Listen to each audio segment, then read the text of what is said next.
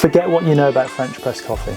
This is the guide I wish I'd had when I first started brewing French press coffee, and it couldn't be simpler. Hello friends, if we haven't met, I'm John, a filmmaker turned coffee roaster, and I'm here to show you that delicious tasting coffee needn't be complicated. It can be made by anyone, anywhere. So, what sort of a madman takes 5 years and tries brewing French press coffee over 1,000 different ways? This sort of madman. But there's method to the madness. I took the basic steps of French press brewing and then played with the variations in each step, creating a table with 1,000 variations. Over the last 5 years, I've tested them each out, and now I've narrowed it down to the ultimate French press recipe. I'm going to take you through the process step by step, and as a warning up front, this ultimate technique was 5 years in the making, which means it's a method that rewards patience. If you're after the short version without the juicy details, you can check that out here. Right, let's get into it. This is what you'll need. A French press cafetiere. This is a single serve, so it's 1 cup of coffee's worth. A kettle. A timer. I like to use my phone. A spoon. Wooden ideally, so that you don't crack your glass French press. Some digital scales. Now don't worry, you don't have to use the scales every time you brew unless you want to. A coffee grinder. Freshly ground coffee is the bee's knees. If it's freshly ground, your coffee is going to be packed with natural flavours and aromas, plus you're in control of the grind size, which is important for extraction later. But if your coffee is pre-ground, that's absolutely fine. Just promise me that as you journey onward in your coffee brewing adventures, you'll consider getting a grinder. So that's our basic equipment, but what's going into our French press? Coffee, 16 grams. Now this needs to be fresh, high quality coffee beans. And what do I mean by that? I mean coffee that's been roasted no longer than a week or two ago, sourced from a coffee roastery that takes pride in what they do.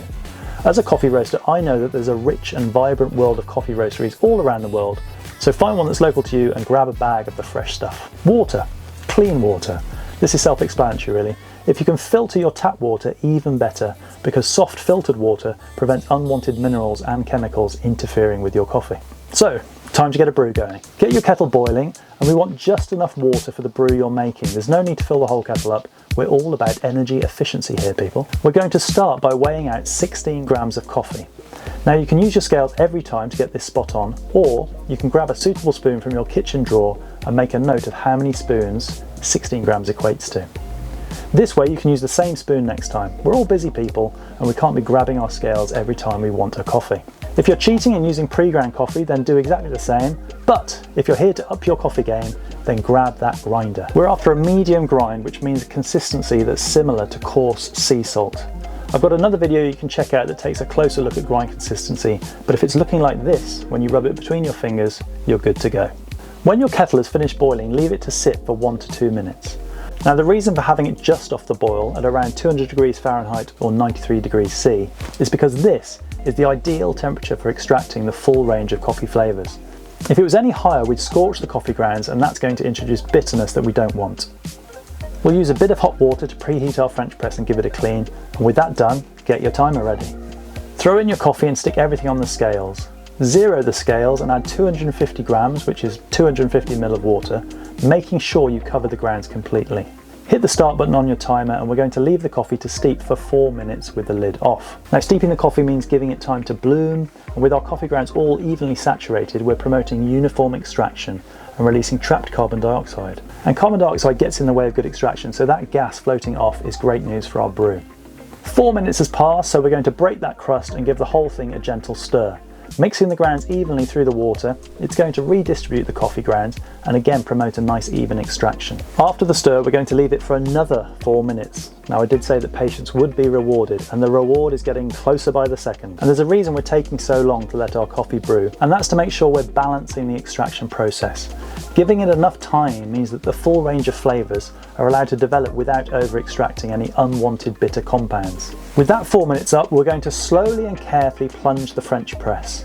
Now gently pushing down means that you're not going to get any grounds pushing their way past that mesh filter, and it means that the grounds are separated from the brewed coffee without agitating that sediment too much. A slow press leads to a cleaner cup with fewer tiny little bits floating around in your coffee. Now I bet you'd love to get it poured into your cup, wouldn't you? But I need you to wait another 2 minutes. Now you might think I'm crazy, but this is going to give any remaining fine particles a chance to sink to the bottom. And trust me, it's going to be as clean as a whistle when you come around to drinking it.